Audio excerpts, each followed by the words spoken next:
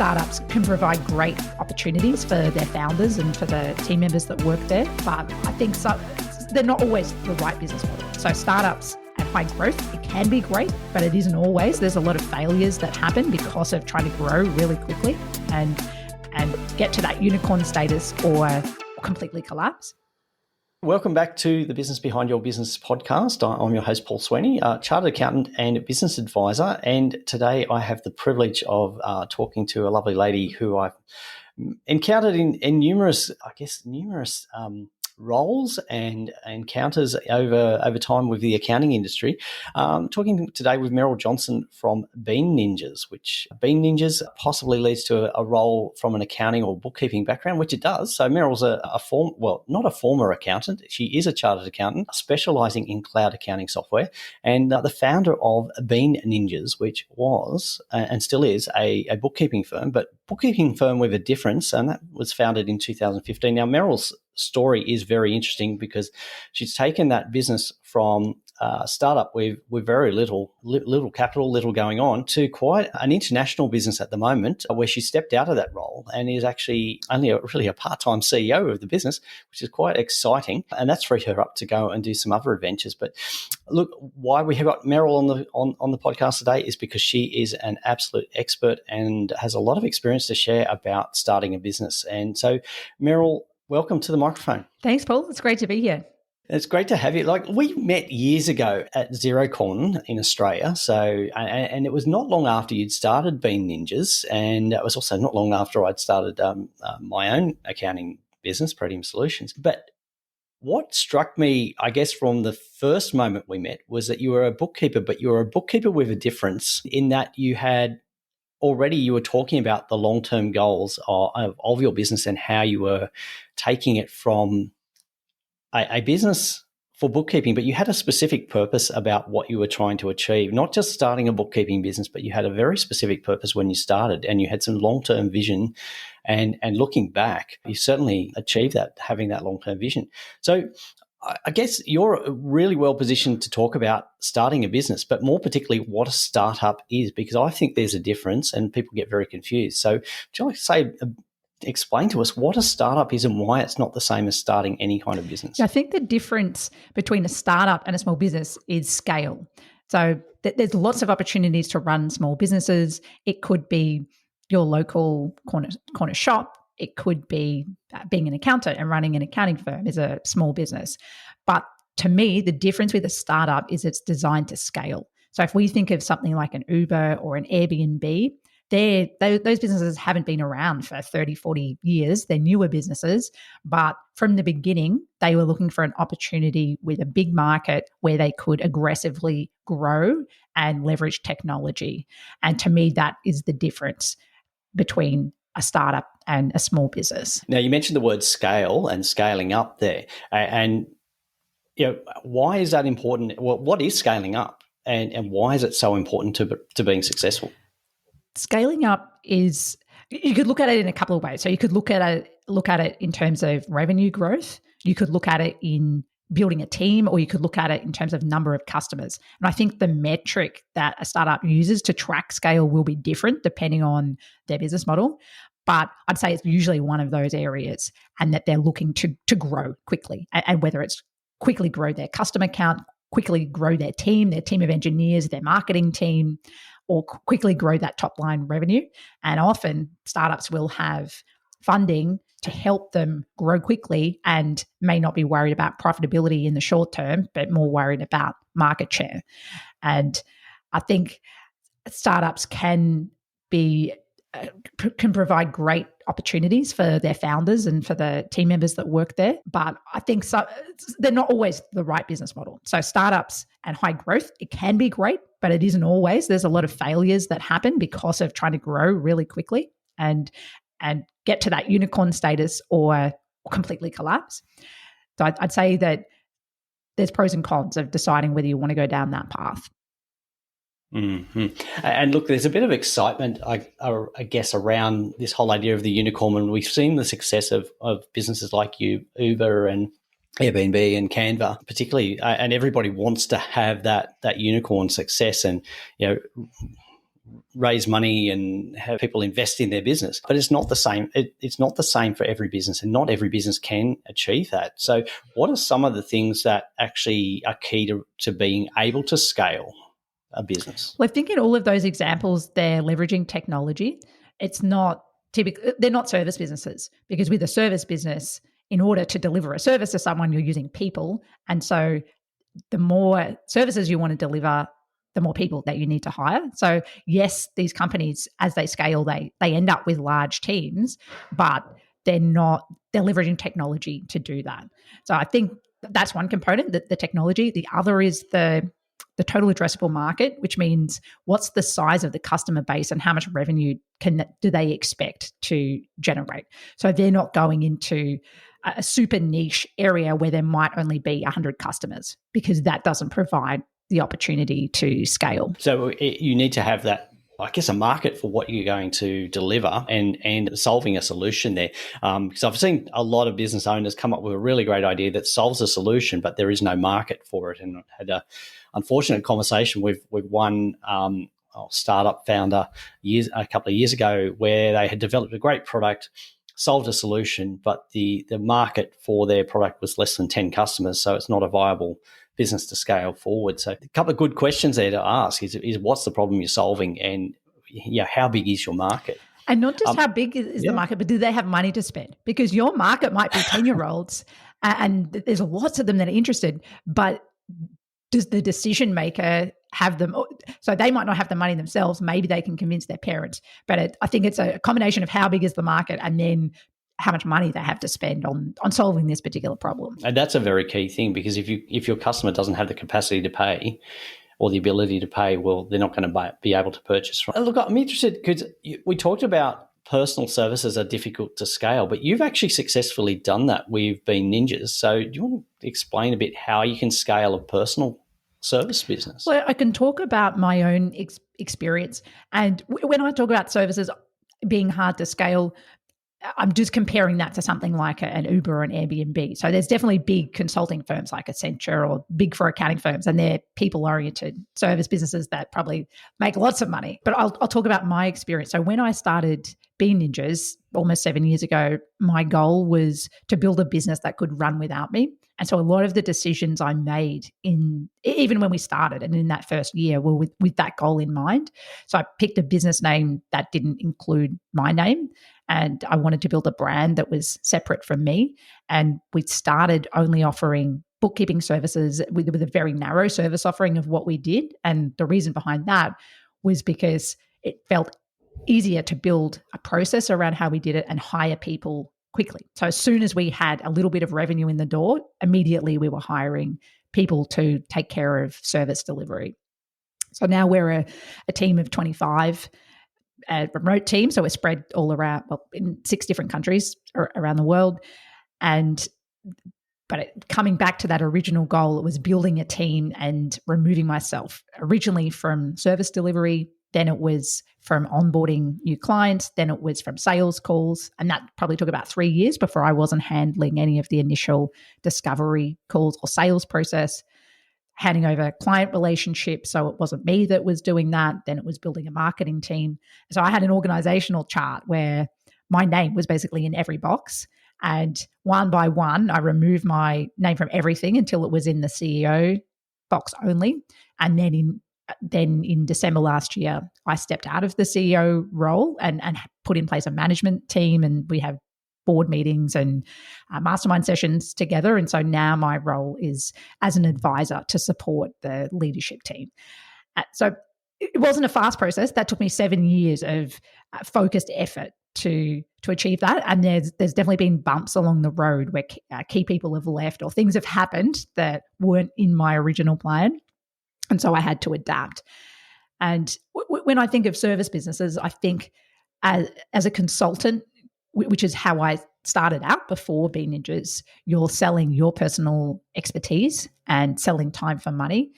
And that sometimes gets a bit of a bad rap. But I think that can be a really simple business model, as there's a book called Company of One by Paul Jarvis, and that talks about how you can build an incredible business. There's people out there doing $1 million a year with no employees.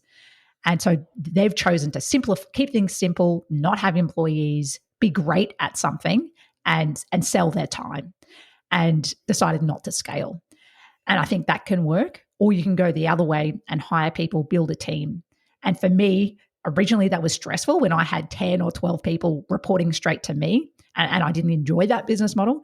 It was only when I could introduce a management team and then they took care of the team, and I only had a couple of people that were reporting into me, that I started to enjoy that. So I'd say being in the middle where you're the central person and you've got everyone reporting to you, I don't think that's a fun place to be with a service business.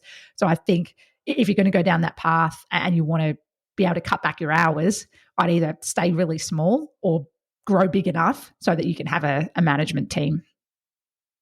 So that's great. Look, there's a couple of key things that you've mentioned in there. I particularly go back to when you started. You started with one product line that you could convert to a process. I think a lot of businesses start with trying to do too many things, but you concentrated on one product, which you were able to create a good process for. Was that a quick way to build some, I guess, momentum and systemize that process? It was. So prior to being Ninjas, I used to do accounting systems consulting, and every project was different. The scoping process could take months. The sales process and then delivering the project, it was all very custom, and it was hard to build a team around. It was slow to win work. And instead, I wanted to build something where I could sell it like a product. So we had a pricing page on our website with 3 different bookkeeping options. And we originally tried to sell it directly on the website to say, hey, sign up for whatever you want. But then as a new business, we didn't have enough credibility. So we quickly switched over to having one discovery call and then someone would sign up. But it was very clear. These are the deliverables. This is the price. This is how it works. Are you interested? And that was very different from selling the consulting work. And it meant that eventually I didn't need to be involved in that sales process. And then the delivery of the bookkeeping services were quite defined. So that was all intentional to keep things really simple so that it was possible to hire team members to run these different processes. Yeah, so very keeping it simple means that you don't need to be involved in all of the decision making on every transaction. You've got a very simple process. I'm assuming that you've had that process documented or flowchart. So here are the steps. Here is what you're allowed to make a decision on. Here is the variables. Here is what we're not going to do for the customer. And you made that very clear. That's a great way of removing yourself from that process. And I think a lot of business owners get stuck because they put too much complexity into their service, or if they try and be too many things to too many people. So look, that's a great thing. Concentrate on one and get your process working really well. The other thing that you touched on, which I think is great, is you talked about the flow chart you had or the organization chart you had, and you'd put your name in every role. Now, I often say that as a business owner, you're wearing 30 to 40 different hats. You are the accounts receivable, you're the salesperson, you're the marketing person, you're the IT person. But you had a very deliberate plan of which roles you needed to be removed from, and you had a process. And I think that's a great way to look at it. Look, if every business owner put up an org chart and put their name against every function, they'd be very quickly wanting to remove themselves from some of those roles. I think that visualization is a great idea. And related to that, I found it helps. So a lesson I learned was that originally when I was trying to delegate some of those responsibilities, I'd delegate some of the tasks. So for example, if we talk about accounts receivable, the task is to follow up someone that owes you money. So there's an outstanding invoice. But what happens if there's an exception to that, or you don't remind someone? That responsibility was still on me. And so I realized instead of handing over tasks, I needed to hand over responsibility for an entire area.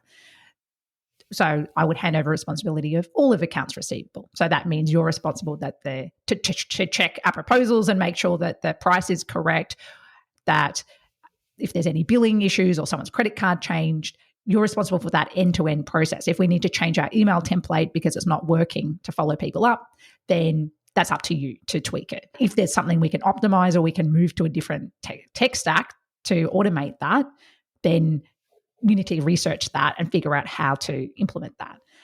And I found that approach of delegating responsibility for a whole area really helps to stop things coming back to me in terms of questions or things being missed. And I think team members liked it too, because that meant that they could feel ownership of that and make some decisions themselves. Yeah, and look, I know a lot of issues with employees in a team is that they feel like they've got to do a particular task, but they're not responsible for it, and they can't make decisions to or control the work that they're doing. And when you give responsibility and people take ownership, they're more likely to look at it from a perspective that it's their own business, or let's find a better way of doing this. Let's not just accept the fact that, oh, this is how Meryl does it, but Meryl doesn't have the time to do this. I reckon if we change this process, we can do it more efficiently. Did you find that happening? I did. It didn't happen just overnight, but gradually. So that was something I was trying to improve with my leadership style, was to make it clear what the responsibilities were. So actually have that documented and have a conversation around responsibilities, have a conversation around what types of decisions were okay. And then gradually, when I saw that someone was performing well, step back and kind of give them more rope to make more decisions and have more ownership. So it was something that took time in me improving my own leadership style and getting better at delegating, and then also team members growing and us learning together how we work best, and then realizing, oh, it's okay for me to make this decision, and it's okay for me to make mistakes as well. And then we can talk through, well, what can we do differently next time? And I think that was important too, is creating that space for team members to make mistakes, because it's fine to delegate and then complain about, well, why do I get all these questions? Well, if your team members are worried about making mistakes, then they're not going to take risks or try new things if that's going to come back. So you would have. It sounds like you built or created a culture where it was acceptable to identify a problem and bring that to the team, or firstly bring it to yourself, but bring it to the wider team, and say, look, here is a problem. How can we deal with it? How can we improve it? Which is the opposite of how a lot of business owners approach their employees, is that you've got a problem, you fix it, don't tell me about it, which creates more negativity in the business. But it sounds like you created a culture where let's own the problem, let's solve it together, or let's empower you to solve the problem. Our team probably gets annoyed. One of my common lines, if someone comes up with a problem or an issue, and then I'd always say, well, what's your recommendation next? So I'm really glad that you flagged the problem. Now, what are you recommending as to the way that we solve it? Yeah, that's a great way of doing it. I remember years ago being told something like that was when somebody comes to you with a problem, ask them how they think they should solve it, rather than taking ownership of it. And if you're a business owner or a manager, you need to give your employee, I guess, that responsibility, but also encourage them to think through what's the solution or what are the options here. So. Look, one of the things that's come out in some of the reports, and I'm thinking about the Startup Muster report, which I've been reading through, other than funding, which is a big issue for a lot of startup businesses, and it's a completely separate topic on its own, or topics in different ways. But one of the key things that was advised for people founding startups is to get a mentor. Is that something that you used, that process to find some mentors in starting up Being Ninjas? Yeah, so I'm lucky that I did find a great mentor, and he's actually an investor in the business too. So at about 2 years into the business, I bought out my original co-founder and then had an investor come in in a passive role. And he's a really experienced businessman, and he's got a bit of skin in the game because he made a minor investment. And it's been great having him there because he understands the business, because he's been involved in it for so long. I send him reports on how we're going, but I can also tackle hard or get advice on hard questions. I think that the problem with looking for a mentor is most good mentors are going to say no, that the people that you want to learn from, people that are a little bit ahead of you, who have already done what you've done. And I think the problem is the people who are available for mentoring aren't actually they're not actually doing it at the moment if they've got free time to be mentoring. The people that you want to learn from are the people that are in the trenches having done, or they just did it last year, or they're doing it right now. And so I think that's the challenge. If you ask someone like that, you just out of the blue say, hey, will you mentor me? I'd say 99% of them would say no. So I think to find a good mentor actually requires a lot of work and thinking about well, why would someone of that talent level want to mentor you? And how can you be interesting to them? And how can you catch their attention? And that's not just by going in cold and saying, hey, will you mentor me? So I think it's almost like a sales process of how could you be attractive? Why would someone with all that talent want to mentor you? And maybe they enjoy seeing young talent come through and they want to see you succeed. Or maybe you're asking them some interesting questions that are making them think. Or maybe you're exposing them to new technology that they might not be aware of. And so you're teaching them something through the mentoring process. But because I agree with that line, that mentors really help. And it's definitely been helpful for me. But finding a good mentor, I don't think it's as easy as people make out. And I know you've had the direct mentorship, but I know that you've used two other methods to get some feedback and advice and support for your, for not just for your business, but for you personally as a business owner. And those two things that I'm going to ask you to talk about is networking groups, because I know that you've established some very core networking relationships with other people in your industry. And the other one is tapping into some of the quality material that's around there from business owners who have gone through that process before. And I know we'll chat to that first, but let's have a quick talk about this networking groups, because a lot of people don't want to get involved with networking within their own industry because they don't want to be talking to competitors. But you've had a different approach. Yeah, so I'm in a couple of different mastermind groups. So specifically in the accounting industry, back when I started my business, I joined a group of other bookkeeping firm owners who were at a similar stage of business to me. And they also they were quite ambitious in terms of their growth goals. And so we were in a group. We haven't done it recently, but I'd say for probably something like 4 years, we used to have a call once a month and talk about a different topic like pricing or building an offshore team or marketing our bookkeeping firms. And we'd be very transparent with exactly how we were doing things, share access to different things within our businesses. And then we would also try and do a retreat once a year in a different location. I missed out on the Bali one, but having young kids, so things like that. And then really spend time working on our business rather than working in the business. And that was crucial in those early years and really valuable to talk through some of my own issues and problems that I was having in the business with people who understood because they were going through very similar things. And then also sharing ideas. I think we all helped to propel our businesses forward because we were collaborating and it didn't feel like we were in competing markets. We were based in different parts of Australia, and then some of us work in different industry niches too. So being ninjas now, we started as bookkeepers. Now we're accountants, but we only work with e-commerce brands. There's another bookkeeping firm in there that again expanded to tax and advisory, and now they just do trade and construction. So we weren't competitors. So that's one example. And then I also am in another mastermind group where we're in different industries, but we're also service businesses. And same kind of thing. A couple of them have had exits. So I was along for the ride for the year that took of hearing about that process of what it was like going through those negotiations, doing the transition. And so that was really insightful for me, but I think we're also a support for each other, that those kind of transactions are really emotional and there's a lot of highs and lows with running a business. And so that second group, again, we've been in a mastermind together for years, not in the same industry, but similar business challenges. And look, I actually had the experience of meeting up with one of your mastermind groups, particularly the bookkeeping group, back at that Xero conference years ago. And it was really impressive the way that you all supported each other and were there for each other and talked through some of those issues. And that came out. And what I noticed that it encouraged you to be all high-performing businesses, because I know that one member of the group was Bookkeeper of the Year and the following year somebody else in the group was. So it encouraged that high-performance culture.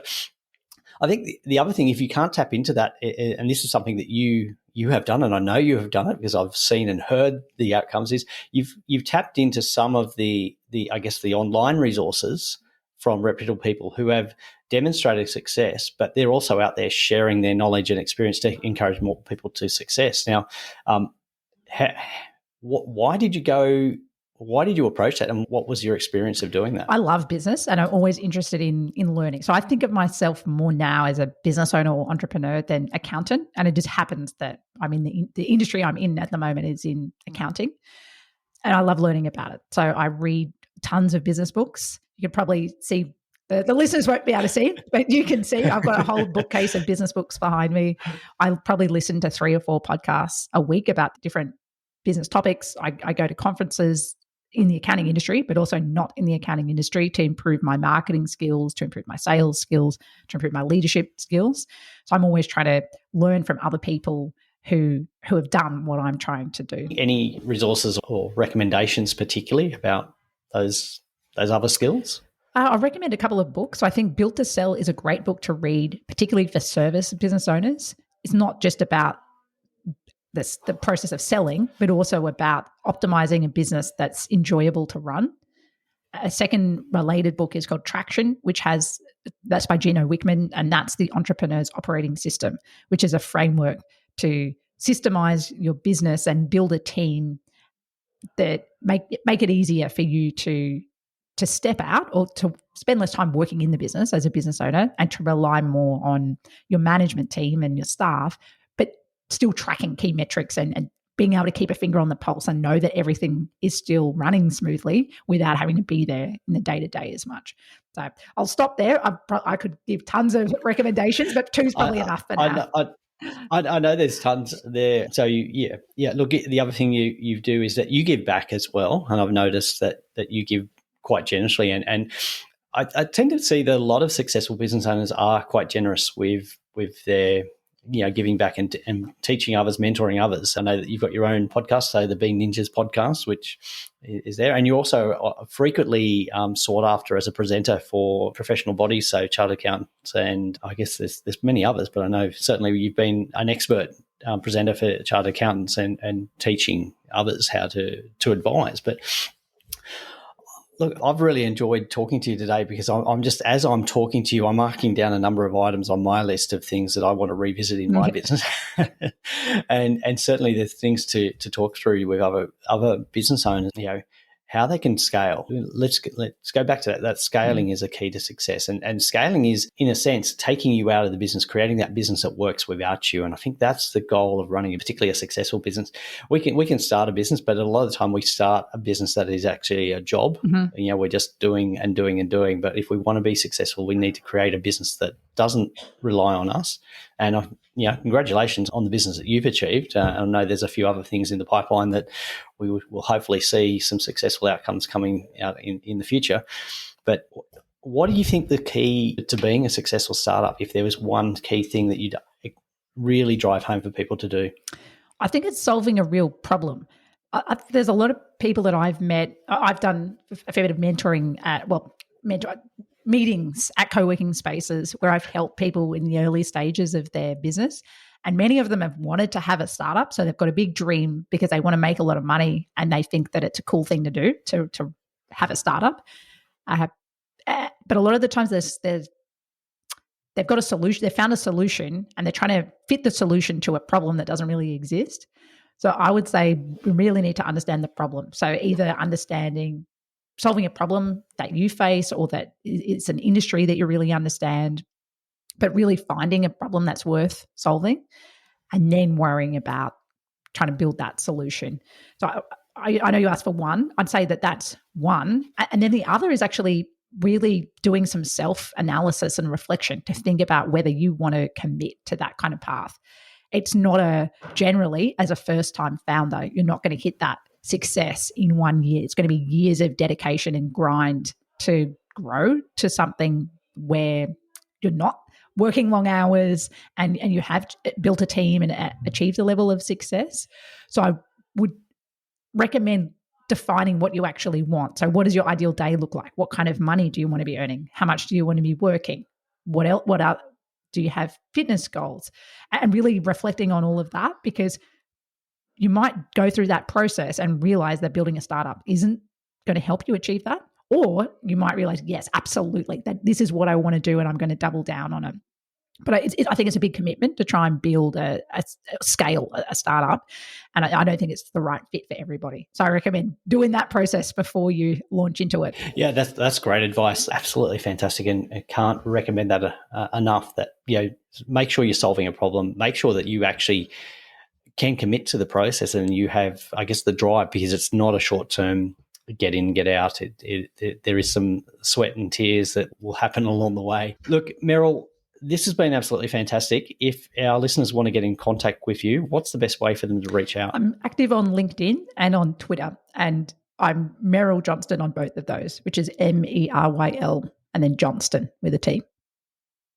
Great. Fantastic. So we'll put links to Meryl's details in the show notes. We'll also put some links to some of those references that Meryl's referred to. And so check those out. Look, if you found this really helpful, which I have, make sure that you share this episode with somebody that would benefit from it. So a friend or somebody about to start a business or thinking about starting a business would be very beneficial for them. And if you've missed any episodes, you can go back to thebusinessbehindyourbusiness.com and all the episodes are there with the show notes. But to make sure you don't miss any future ones, make sure you follow us using your favorite podcast player. And also, while you're there, check out the Be Ninjas podcast. So, Meryl, thank you again. It's been an absolute pleasure to talk to you, and you've shared some wonderful tips and advice for anybody contemplating starting a business. Thanks so much for having me. Thanks for listening. Do you have a question you'd like our team of experts to answer? If you do, send your question to podcast@thebusinessbehindyourbusiness.com. To hear more from The Business Behind Your Business, don't forget to subscribe using your favourite podcast player. Or you can visit the businessbehindyourbusiness.com website.